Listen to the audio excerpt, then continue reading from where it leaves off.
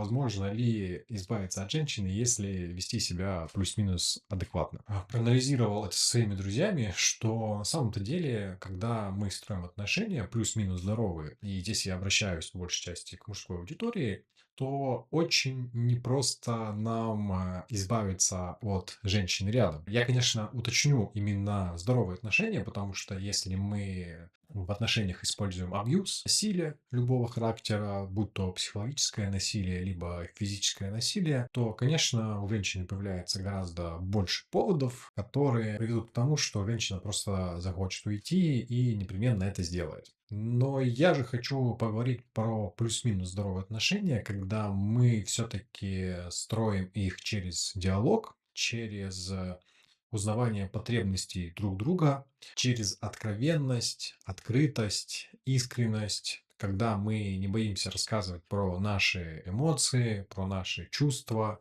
когда мы строим совместные планы, идти к общим целям. И очень много красивых слов, когда у нас есть поддержка, когда у нас есть близость. Близость может быть как тактильная, эмоциональная и даже интеллектуальная. И я могу сказать, что у меня были клиенты, и, в принципе, всегда слышу от мужчин, что очень здорово, прям непременно здорово, когда женщина может поддержать какой-то глубокий философский разговор. Вплоть до того, что, ну, в принципе, я тоже поделюсь своим опытом, когда занимался активным дейтингом, и некоторые клиенты у меня сейчас этим занимаются, и некоторые находятся в отношениях, которые... И, в принципе, я буду говорить от лица вот такой аудитории. Начиная вот с моего дейтинга, действительно, не очень-то и хочется сидеть и тратить время на переписку, особенно если это переписка в формате small talk. Привет, как дела, чем занимаешься, что делаешь? Это максимально скучно, потому что когда ты не знаешь человека, тебе в целом-то вообще не хочется это все узнавать, зачем ты это все забудешь. Это делается для какого-то фейкового поддержания якобы разговора, установления какой-то связи, но это все очень скучно, примитивно, неинтересно и преследуют какие-то неискренние цели, потому что когда ты спрашиваешь, как у тебя дела или что ты делала сегодня, да мне без разницы. И по большому счету, большинству мужчин во время знакомства тоже это без разницы.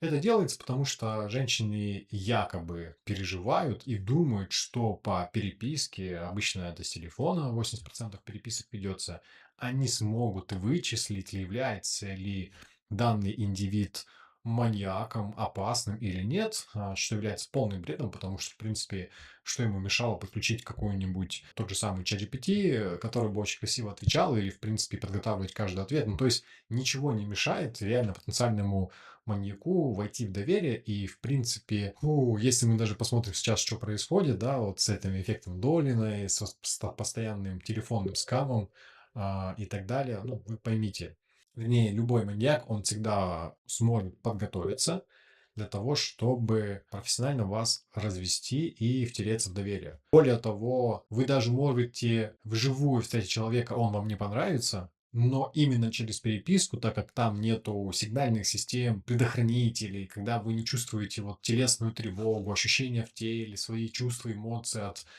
присутствия рядом человека, ну, через рациональность, да, через какие-то именно правильно подобранные слова, мысли, человек залезет вам под кожу. Ну, прям определенно точно залезет. Ой. И получается, да, вроде женщины хотят пообщаться какое-то время, а фактически оно абсолютно бесполезное, потому что это приведет, ну, только еще хуже. Я эту проблему решаю гораздо быстрее. Я ни с кем не общаюсь никогда в переписке. Я пишу, что я предпочитаю только звонки, там желательно видеозвонок, и пообщаться по видео, потому что, ну, во-первых, я не буду тратить какие-то переписки, отвлекаться на вот это все. Я могу созвониться и за 5 минут узнать больше, чем за неделю переписки. Ну, конечно, может быть, я утрирую, но минут за 15-20 точно я узнаю о человеке больше, чем за 20 минут переписки. И более того, за эти 15 минут будет понятно, что из себя представляет человек, потому что одно дело выложить фотографии с правильным ракурсом отфотошопленные, другое дело вот так взять и выйти в моменте пообщаться с кем-то. Это, конечно, непросто. И тем самым я отсеиваю, ну, наверное, 80-90% девушек, женщин, но из оставшихся 10% я всегда получаю максимально целевые лиды, мне хочется говорить, потому что я эту тему рассматриваю как маркетолог, но я имею в виду то, что всегда это интересные люди, в принципе, человек способный, да, девушка, выйти с тобой пообщаться в онлайн-звонке, это всегда очень интересная девушка. Во-первых, она не боится вот взять и выйти за свою внешность, значит, у нее уже нету страхов, какое впечатление она может произвести, потому что единственная задача произвести не какое-то правильное или хорошее впечатление, а произвести, по сути, это свое естественное впечатление. Это такой у меня очень далекий заход, но он может оказаться довольно-таки очень нужным и интересным. Ах, Соответственно, когда мы уже с вами пообщались, и мы обозначили, что нет, у нас никакого абьюза не происходит, вы как мужчины, вернее, вот я с чего начал-то, что мужчины ищут глубоких личностей, и на этих созвонах я всегда могу задать какие-то глубокие вопросы или пойти в какую-то очень интересную тему. У меня, наверное, были моменты, когда вроде бы начали за фитнес-зал, за укрепление позвоночника, закончили какими-то духовными практиками, йогой, о том, как можно реально проработать позвоночник, его вытянуть, и ты уже смотришь, насколько человек ориентируется, насколько ему это интересно, вызываешь ты у него интерес, плюс ты, как мужчина, чувствуешь свою значимость, нужность, авторитет, что ты что-то разбираешься, и это же очень здорово. И получается, что многие мужчины, ну, они small talk делают только для того, чтобы расслабить какую-то тревожность женщин, но при этом здесь логики вообще нет никакой, потому что этим как раз-таки воспользуются те, кто умеет это все обходить. Вот к чему я вел, да, что это абсурдность. И я на абсурдные разговоры время тратить не хочу. И у очень многих мужчин есть именно вот эта вот большая глубокая потребность в философских разговорах, чтобы женщина могла их поддержать. А это как можно сделать и проверить? Ну, либо сразу задать какие-то вопросы, ну, глубокие в лоб. Хотел почему-то пошутить в рот, вот. Либо выводить на онлайн-звонок и тоже тестировать, насколько человек вообще тебе интересен по вот разговору. Вот. Вот такой вот момент. Для чего я рассказал, не знаю. Пойдем дальше. Я обнаружил, что когда мужчина находит в себе человека, который готов и может поддержать глубину его мысли, выдерживает философию всю, то, конечно, женщина становится для него... Так, я хочу поправить камеру, конечно, как бы это сделать. Вот, хотя бы так. То, конечно, начинаются условные отношения, и дальше замечено, что если мужчина проявляется корректно, если мужчина знает значение слов диалог, да, границы, чувства, эмоции, то сейчас будет все очень так в кавычках и иронично с долей сарказма, избавиться от женщины становится почти, извините меня, нереально. Потому что женщина от такого мужчины почти никогда не уйдет. Почему? Потому что когда она не чувствует абьюз, именно в этот момент она начинает чувствовать свою безопасность. Женщина может, причем очень долго терпеть даже абьюз по отношению к себе. У меня были клиенты, есть, у которых были насильственные истории разного и эмоционального, и физического характера. И эти женщины бывают, живут и продолжают эти отношения не то чтобы там пару месяцев. Вот у меня был кейс, когда девушка через 1,5 месяца поняла, что парень абьюзер. Я говорю, здорово, а почему... Сколько, вернее, ты с ним постречалась? 6 месяцев. Я говорю, а зачем тогда были вот эти еще 4 месяца? То есть ты поняла, что тебя абьюзят, и ты зачем-то еще встречаешься 4 месяца? Зачем? Ну, то есть, представьте себе, если уж абьюзеров терпят, или, например, я точно знаю, там, женщину держали чуть ли не в палатке в заперти без денег, без связи, и человек терпел 2 месяца, постоянные оры на себя. Зачем? Представьте себе, если женщины способны терпеть это, а я говорю про месяцы. Недавно у меня был клиент, там речь шла про лет 15. 15 лет быть в отношениях, более того, заводить совместных детей, где не только постоянные унижения, эмоциональные качели, угрозы. Причем угрозы такие, что да у меня там связи, я отберу у тебя детей. Угрозы и физического характера. Причем женщина сидит, и я спрашиваю, насилие физическое было? Она говорит, ну нет, не было, только вот эмоциональное. Ну я не знаю, а вот когда меня толкают и я падаю, это физическое насилие. Ну, я понимаю, что это не избиение битой бейсбольной или ногами. Я понимаю, что это не оставление синяков кулаками. Но давайте будем честны, да, по терминологии. Здесь ну, невозможно быть немножко беременной. Либо беременна, либо нет. И когда вас толкают, и вы падаете, и вы можете повредиться, конечно, это физическое насилие. Это угроза физическому насилию. Если организм живет и знает, что есть косяки, да, какие-то там стенки, твердый пол, лестница, да что угодно может оказаться на месте падения, и это может принести увечья, и есть риск того, что тебя могут толкнуть, и ты потеряешь опору, конечно, твой организм будет находиться в постоянной тревоге, потому что он может получить физический вред. Конечно, это физическое насилие. И женщины до того могут оправдать все происходящее, что пребывать в таких отношениях на протяжении 15 лет. Представьте себе, 15 лет. Пу-пу-пу-пу. А теперь возвращаемся к тому, что я рассказал, что если мужчина ведет себя хотя бы немножко по-здоровому, да, просто какие-то базовые понятия, то вот эта способность женщины рационализировать и забить на свои эмоции, она здесь, ну, сыграет против нее же большую злую шутку. Если даже логика женщины уже будет говорить, что что-то не так в отношениях, очень часто это кейс про то, что там у мужчины что-то может не получаться, женщина хотела бы лучше, вот она уже готова уйти, ей что-то не нравится, она свои страхи пытается как-то спроецировать на него, думая, что ее мысли и предположения это относятся к мужчине, и он так думает, на самом деле это ее личная тревожность, все равно, так как она не чувствует опасность, так как она наоборот чувствует безопасность, а, она будет оставаться в этих отношениях. Потому что как только она выйдет из отношений, она почувствует, во-первых, ну, одиночество. Одиночество – это уже опасность. Это, в принципе, один из самых базовых страхов человека оказаться одному, потому что раньше, если тебя выгнали из племя, то ты умираешь, ты не выживешь, потому что так или иначе было разделение труда. Да, охотники охотятся, собиратели собирают, кто-то готовит дома, кто-то за детьми смотрит. А если ты вдруг оказываешься на улице, ты можешь не уметь ни рыбачить, ни охотиться, ни собирать ягоды. Ты, например, был каким-нибудь там плотником, без тебя-то племя как-нибудь уж справится первое время, появится новый плотник. А вот ты заменить все функции других индивидов племени уже не сможешь. Фух, ну вот. И, соответственно, это смерть. И когда женщина выйдет из отношений и окажется одна, она почувствует в прямом смысле страх смерти.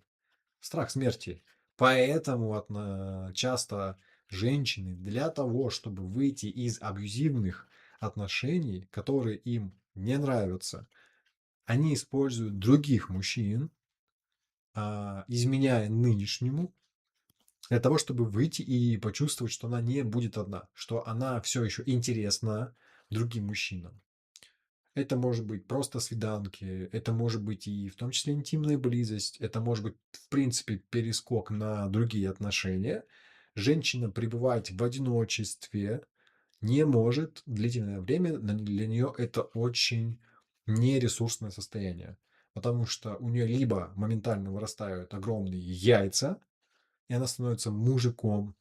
И да, она сможет себя обеспечить все сама, все самки, да, вот эти вот, но она уже теряет свой и свой интерес к мужчинам, и интерес со стороны мужчин по отношению к ней.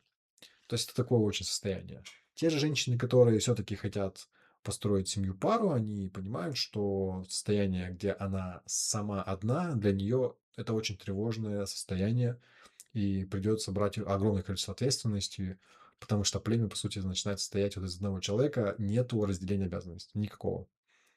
Вместо отдыха, да, вместо расслабления, что очень важно для женщин, в том числе для их здоровья, со стороны психосоматики, им приходится все-таки начинать себя обеспечивать и решать все свои бытовые вопросы. Они к этому привыкают, но, как я уже сказал, они теряют уже интерес к противоположному полу, и у противоположного пола тоже. Вот, соответственно, это первый барьер, который встречает женщина, когда хочет выйти из отношений с хорошим человеком. Да, я молчу про то, что там абьюзивные отношения, она будет использовать других мужчин. А если речь идет именно про хорошие отношения, которые она так будет для себя интерпретировать, даже если она будет искать причины, что они плохие, я говорю именно про ту ситуацию, когда мужчина действительно нормально себя ведет. Да, нормально себя ведет и строит отношения по-здоровому. Я говорю вот про эту ситуацию.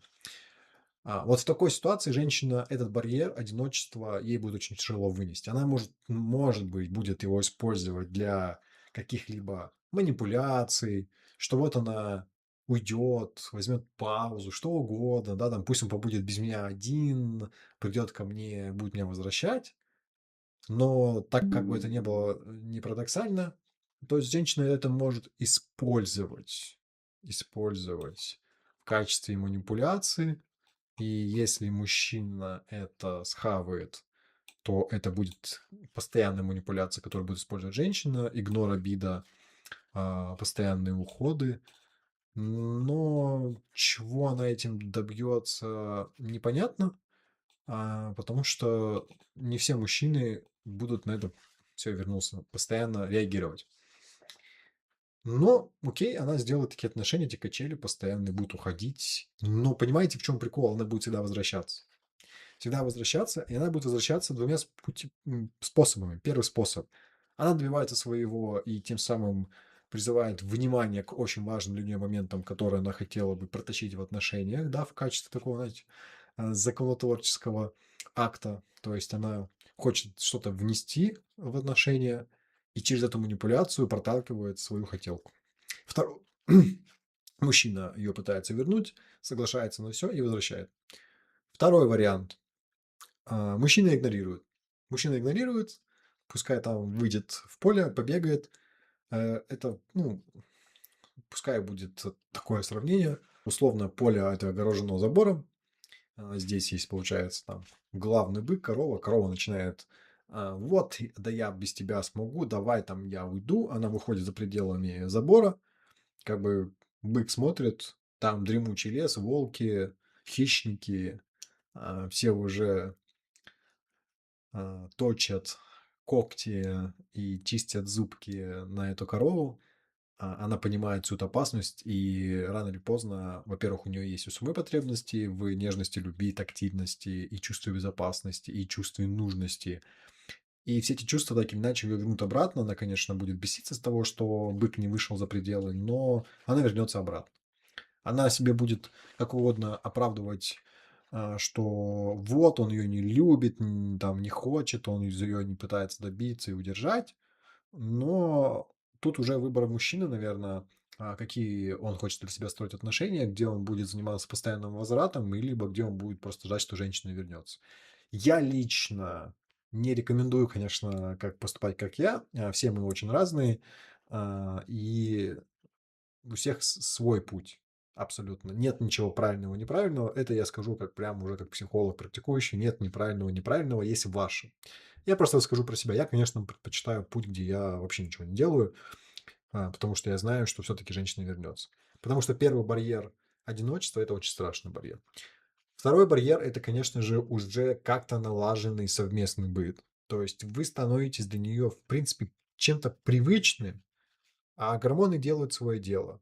От постоянного пребывания и тактильности у нас вырабатывается окситоцин, да, гормон привязанности, у нас появляются совместные истории, у нас есть близость, которая сопровождается выбросом дофамина. Мы можем так долго перечислять. Э, Из-за того, что в России все склонны к созависимости, к сожалению, конечно, у нас женщины могут и подсаживаться на кортизол, адреналин, норадреналин, поэтому все те женщины, которые ноют, что у них какие-то неправильные мужья, либо партнеры, ну, вы поймите, им это нравится. Конечно, они могут вам говорить, да как это может быть нравится, вот тебя будут бить, что ты будешь говорить, что нравится, ну да. Я как психолог скажу, да, это нравится, конечно, в кавычках, Я своим клиентам объясняю, все соглашаются, что слово "нравится", "кайфовать", подходит. Просто, конечно, чуть-чуть, буквально в переносном смысле. Хотя доля кайфа там тоже есть. Знаете, какая доля кайфа, вот если мы говорим про физическое насилие? Когда тебя партнер избил, и это все прекратилось, и психика выдыхает. Фух, вот в этот момент мы чувствуем успокоение, это вот блаженство, что наконец все закончилось, все начинается тишина. Вот в этот момент а, женщина будет испытывать позитивные эмоции, на которые она подсаживается. Но она также подсаживается и на негатив, поэтому я говорю, если у женщин не уходят за 15 лет постоянного насилия, то от хорошего, нормального мужика никогда она не уйдет, потому что она будет подсаживаться на позитивные гормоны. На позитивный гормон. Это будет для нее ощущаться таким образом, что как только она выйдет из отношений, она будет думать, блин, как же я его люблю, какой же он хороший, мы обязательно все сделаем, у нас все получится, мы справимся. И здесь даже не получится там походить к психологам и подругам, потому что если мужик бьет, ну, понятное дело, все скажут, что дура, уходи, а если не бьет, это уже, конечно, другое.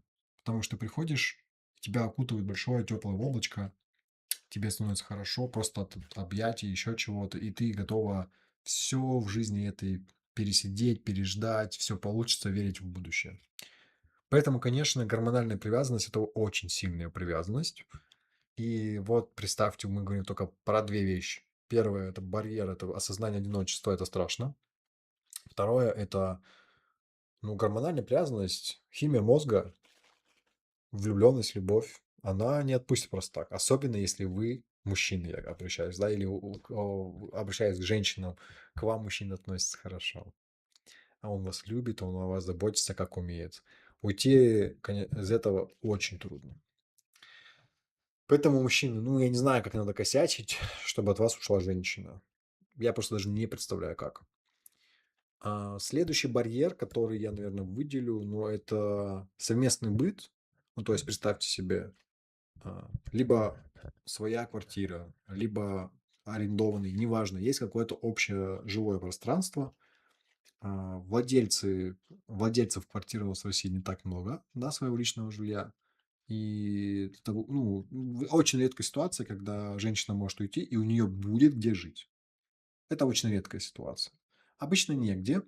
Обычно это сопровождается там либо возвращаться к родителям, они могут быть вообще в другом городе. В общем, это сопровождается большим количеством проблем. А снять жилье на сегодняшний день – это ну, залог, комиссия, месяц вперед.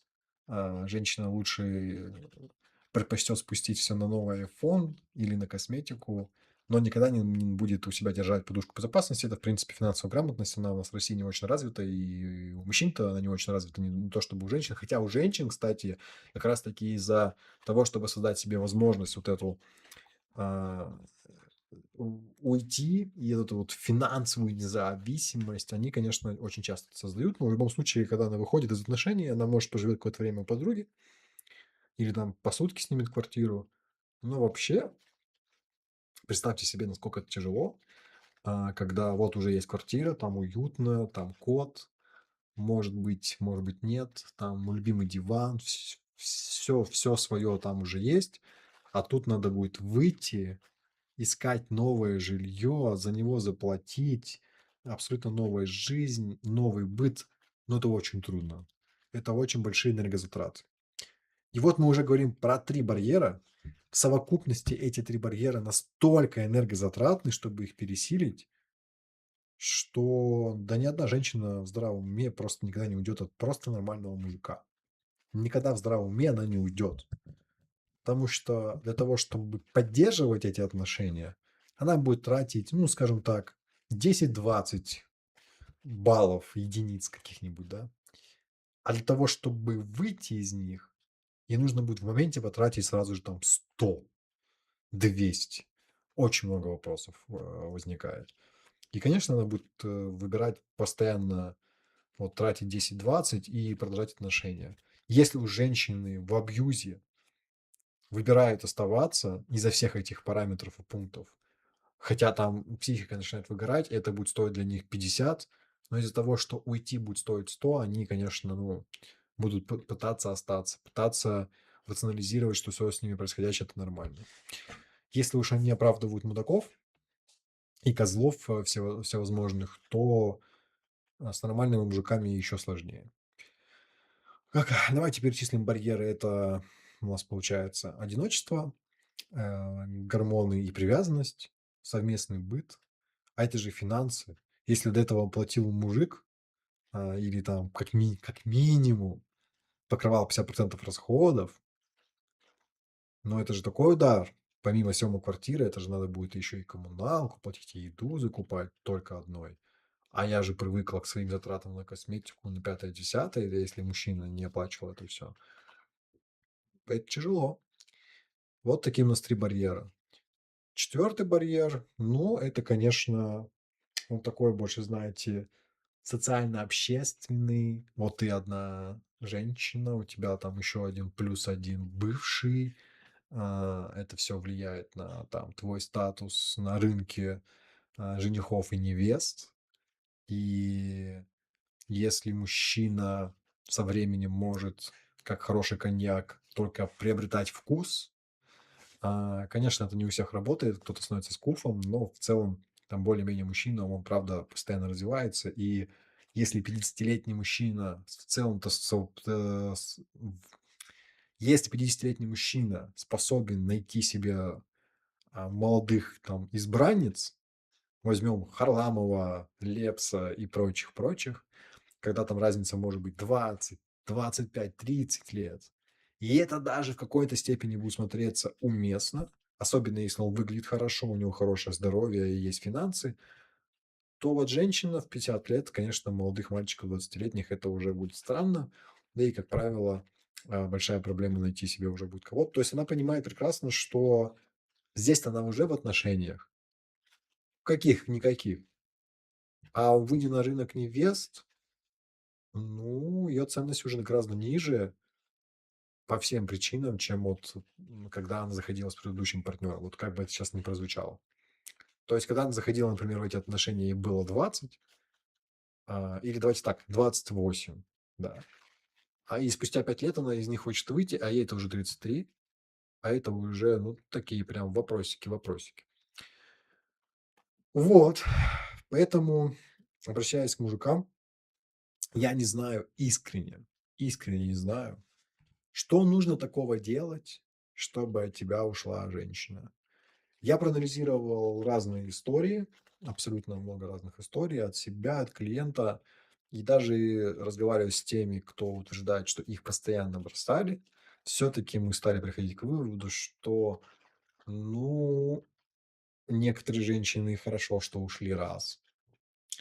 Они показали какую-то свою сущность, а мы все-таки, ну, хотим же говорить про какие-то здоровые более-менее отношения, да, которые будут в плюс для мужчины. Ну, к примеру, женщина просто залезла в большие долги и искала себе кого-нибудь, кто эти долги закроет.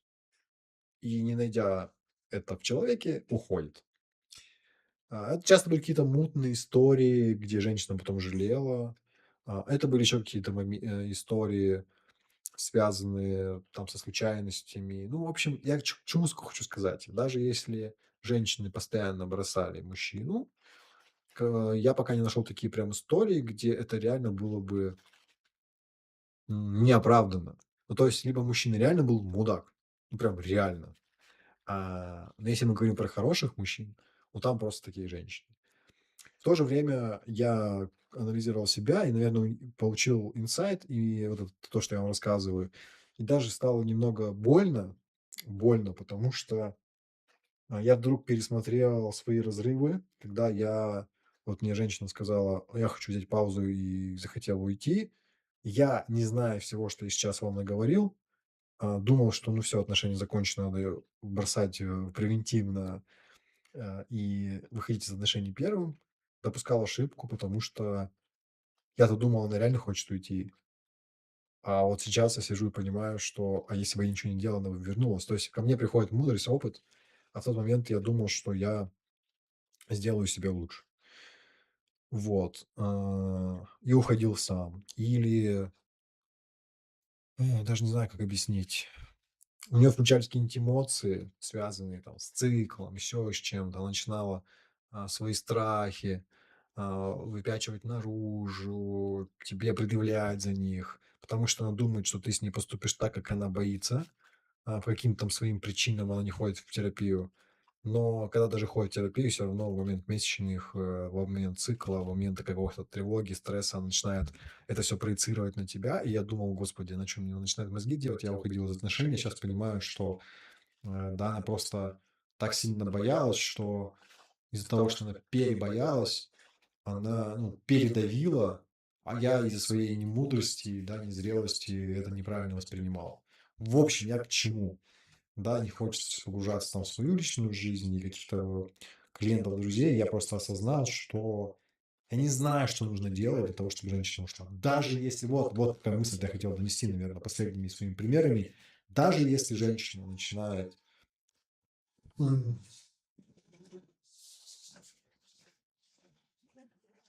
даже если, все, давай, сидим, тихо. Даже если женщина начинает говорить о том, что она хочет уйти, какой ты плохой мудак, даже если ты не мудак. Ну, ты, по крайней мере, стараешься не быть мудаком, по каким-то там своим критериям ты стараешься быть нормальным челом, но женщине вдруг кажется, что ты мудак. Вот я говорю про такие, да, моменты. Вот их нужно просто переждать, забить на них и не обращать внимания. Как бы это сейчас не, не прозвучало. И когда я был молодой, я этого не понимал. Я думал, они реально говорят то, что хотят говорить. Я думал, их нужно воспринимать буквально. Я думал, что я же мужчина, я логик, я что слышу, то и думаю. Если мне говорят там, ты плохой, ты сякой, ты меня там по-другому бросишь, ты мне изменишь, ты там, вот я от тебя уйду, мне придется от тебя уйти. Есть много таких, вот это все, вот знаете, обидную чушь, которую женщины часто на эмоциях начинают говорить мужчинам. А мужчины же, они логики. Вот женщины, я тоже вам сказываю, мы логики. Мы что слышим, то и думаем. Но если женщине, извините, если женщине, как мужская логика думает, настолько плохо, что она вот это все тебе высказывает, ты такой думаешь: "Господи, я что, буду всю жизнь жить, и мне будут говорить, что я плохой?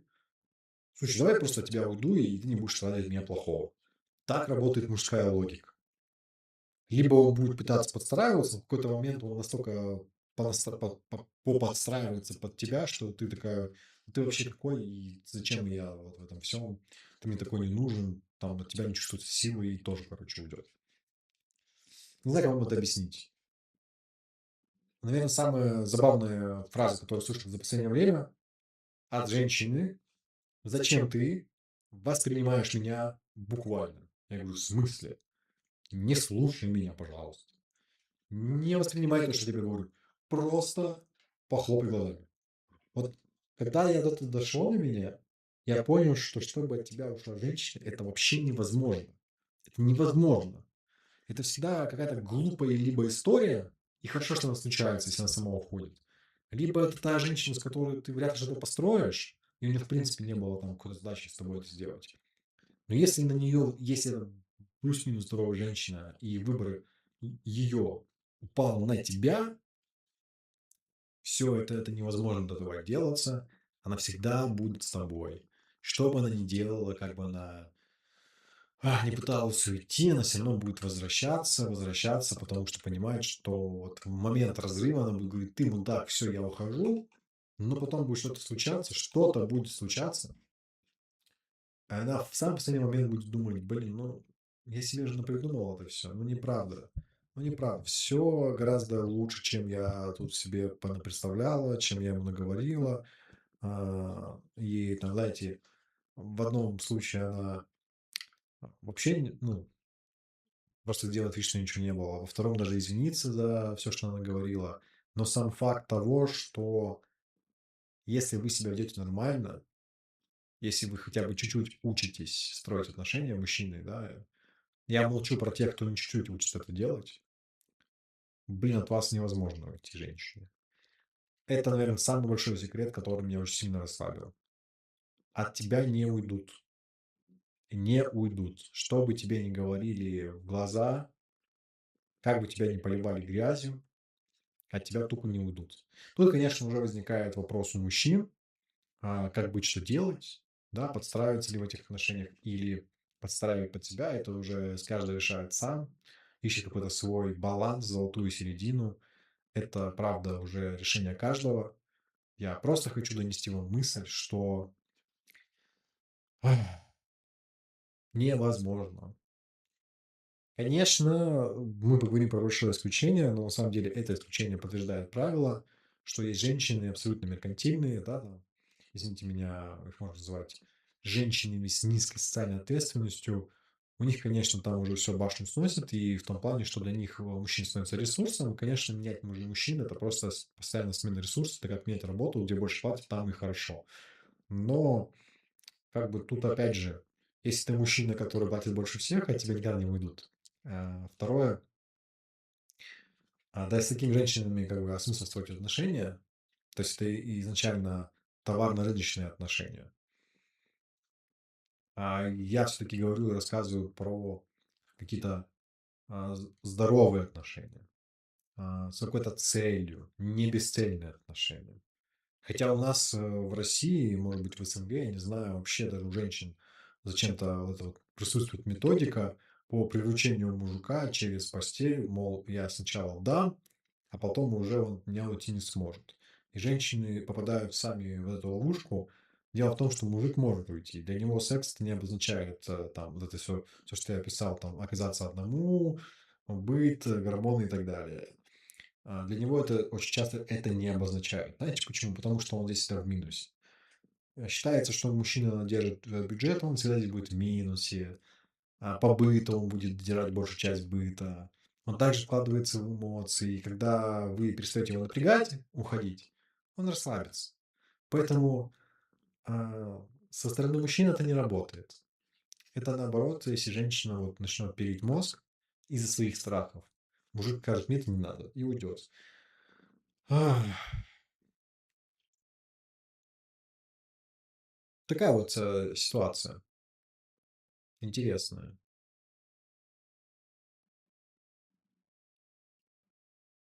Чтобы еще тут рассказать, я мысль потерял.